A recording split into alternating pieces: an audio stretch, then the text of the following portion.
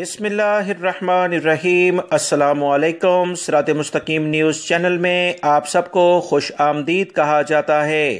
آج 10 اپریل 2021 ہے۔ آج کی اہم ترین خبروں کا آغاز قرآن پاک کی اس آیت کے ترجمے سے کیا جاتا ہے۔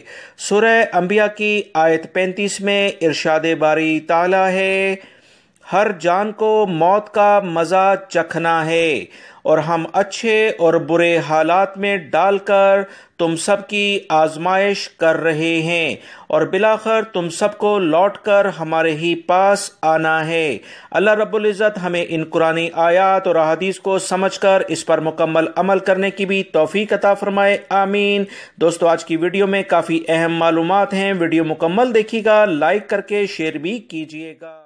بہت سارے غیر ملکی افراد مختلف ممالک سے ہوتے ہوئے سعودی عرب آنے کی کوشش کر رہے ہیں۔ عمان سے آنے والے افراد کو سب سے زیادہ مشکلات کا سامنا کرنا پڑ رہا ہے، کیونکہ بہت سارے ایجنٹوں نے ان غیر ملکی افراد سے عمان کا وزٹ ویزا تو لگوا دیا، مگر آگے وہ کیسے جائیں گے اس کی انہیں کوئی خیر و خبر نہ دی۔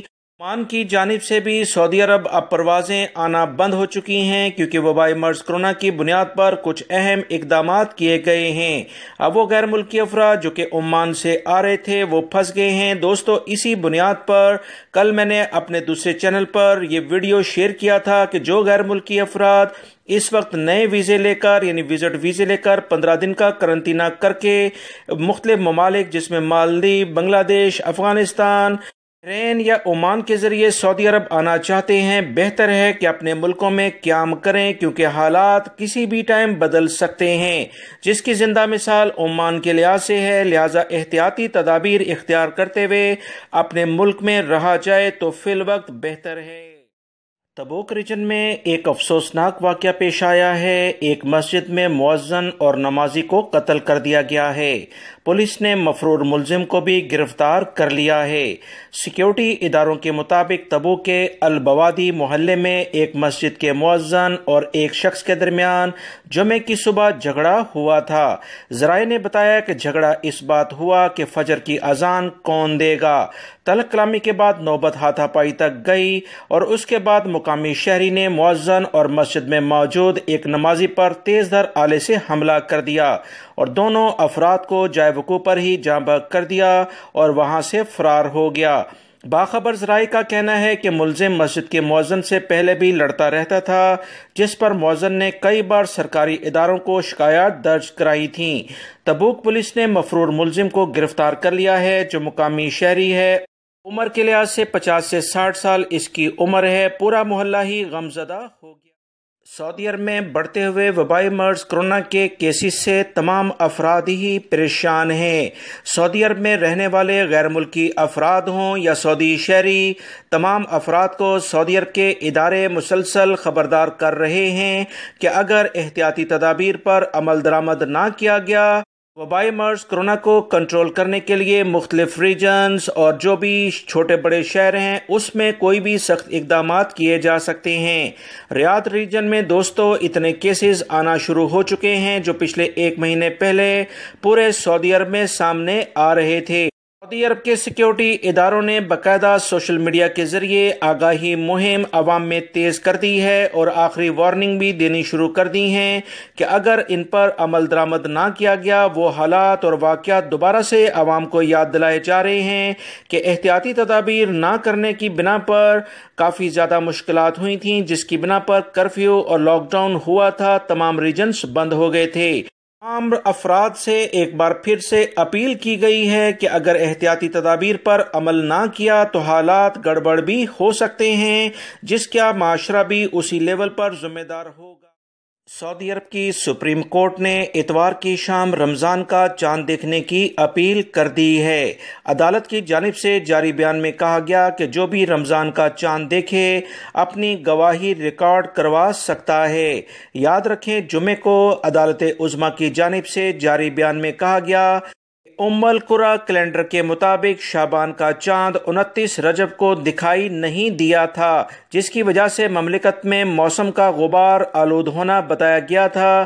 اس کے بعد القریٰ کیلنڈر کے مطابق تاریخ کا تعین کیا گیا۔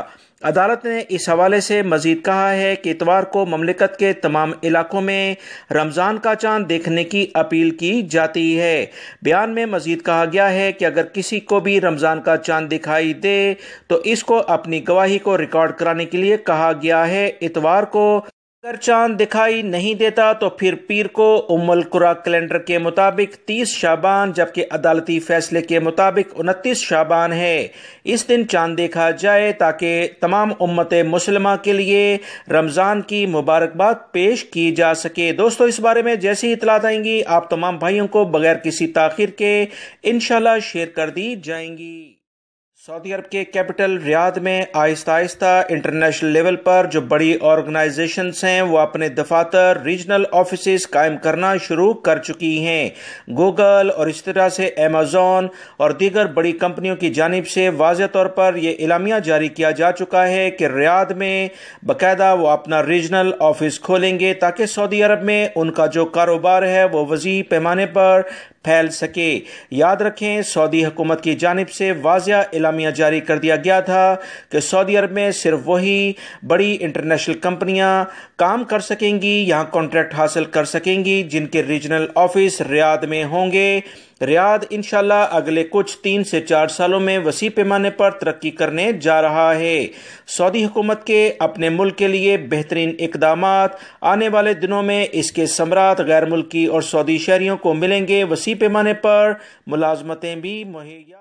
سعودی وزارت اسلامی امور نے جمعے کے روز مملکت کے 4 شہروں کی 7 مساجد کو وبائی مرض کورونا کے کیسز سامنے آنے کی بنا پر عارضی طور پر بند کر دیا ہے۔ وزارت اسلامی امور کی جانب سے بتایا گیا کہ ریاض ریجن میں 3، شمالی حدود کے علاقے میں 2، اسیر اور البحر ریجن میں ایک مسجد میں کورونا کیسز کی تصدیق ہونے کے بعد انہیں سینیٹائزنگ کے لیے عارضی طور پر بند کیا گیا۔ یاد رکھیں سعودی عرب میں اب تک جب سے وبائی مرض کورونا کی بعد دوبارہ سے حالات خراب ہوئے ہیں 526 مساجد کو بند کیا گیا۔ مکمل صفائی ستھرائی کے بعد 502 کو دوبارہ سے کھول بھی دیا گیا ہے۔ سعودی وزارت اسلامی امور نے تمام نمازیوں کو ہدایت جاری کی ہیں کہ وہ سختی سے مقررہ جو قوانین ہیں اس پر عمل کریں، صفوں کے درمیان فاصلہ لازمی چھوڑیں، نماز باجماعت کی ادائیگی کے لیے آتے وقت اپنی جائے نماز اپنے ساتھ لائیں اور وضو کر سعودی عرب کے سیکیورٹی ادارے نہ صرف فضائی بلکہ زمینی اور ایسے افراد جو منشیات سعودی عرب میں لے کر آنے کی کوشش کرتے ہیں ان کے خلاف بھی بھرپور کارروائی کر رہے ہیں۔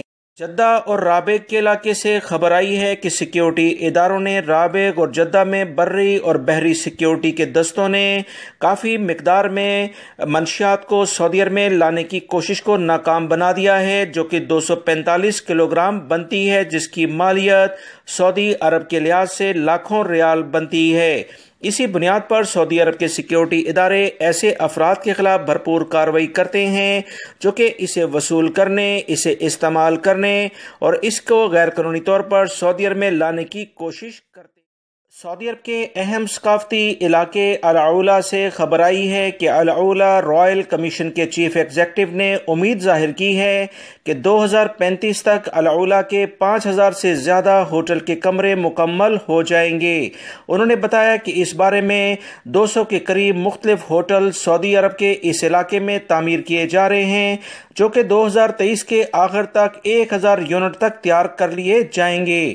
یاد رکھیں سیاحتی بنیاد پر یہ علاقہ بہت زیادہ مقبول ہے، پوری دنیا اس علاقے میں آنا چاہتی ہے۔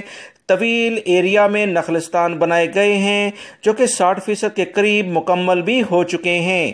اس علاقے میں سعودی شہری اور غیر ملکی افراد کو وسیع پیمانے پر انشاءاللہ ملازمتیں بھی ملیں گی۔ سعودی دفاع مدنی کی جانب سے اعلامیہ جاری کیا جا چکا ہے کہ آج بروز ہفتہ 10 اپریل کو ٹھیک دن 2 بجے دفاع مدنی اپنے سسٹم کو چیک کرنے کے لیے تمام علاقوں میں سائرن بجائے گا۔ ریاض ریجن میں مکمل ایریا میں سائرن بجیں گے۔ اس کی ابتدائی معلومات دوستو کل آئی تھی، میں نے آپ تمام بھائیوں سے شیئر کر دی تھی، لہٰذا دن 2 بجے پریشان ہونے کی ضرورت نہیں۔ سعودی دفاع مدنی اور سیکیورٹی ادارے ریاض ریجن کے مکمل علاقوں میں ان سائرن کی آواز سننا چاہتے ہیں تاکہ کسی بھی ایمرجنسی کی صورت میں عوام کو اس سے آگاہ کیا جا سکے کہ خطرات ہیں اور اپنی احتیاطی تدابیر اختیار۔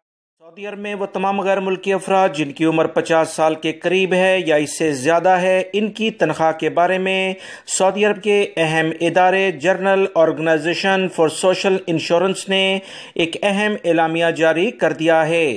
انہوں نے بتایا کہ ایسے افراد جو سعودی عرب میں ورکرز ہیں، غیر ملکی ہوں یا سعودی شہری، 50 سال یا اس سے زیادہ ان کی عمر ہے، ان کے لیے لازمی سیلری بڑھائی جائے۔ یاد رکھیں، سعودی عرب کے قوانین کے مطابق ان کی پہلے تنخواہ 3000 ریال تھی، جو اب 4000 ریال کر دی گئی ہے۔ سعودی وزیر افرادی قوت اور سماجی بہبود احمد الراجی نے گزشتہ سال نومبر میں تمام سعودی ورکرز کی تنخواہوں کو بڑھانے کا اعلان کیا تھا اور یہ فیصلہ 5 ماہ بعد نافذ العمل ہونا تھا۔